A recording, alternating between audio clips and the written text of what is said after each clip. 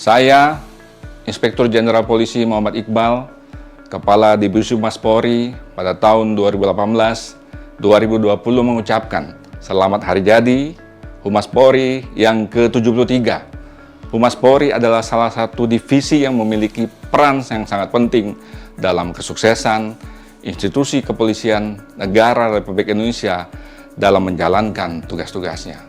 Hal ini sudah dibuktikan dengan berbagai tugas-tugas dan event-event baik nasional maupun internasional, di mana masyarakat Indonesia bahkan dunia dapat dengan cepat mengetahui informasi yang disampaikan oleh jajaran Humas Polri.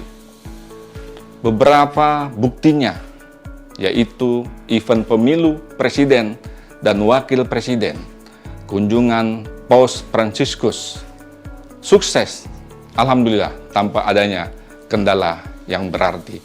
Tetapi masih ada satu event besar lagi yang sangat memerlukan perhatian Polri, khususnya jajaran Divisi Humas, yaitu Pilkada Serentak 2024. Tapi saya yakin bahwa Humas Polri juga dapat mengawal Pilkada Serentak 2024 dengan iklim yang damai dan suasana yang sejuk sehingga pesta demokrasi bisa berjalan dengan aman, damai, dan insya Allah kondusif.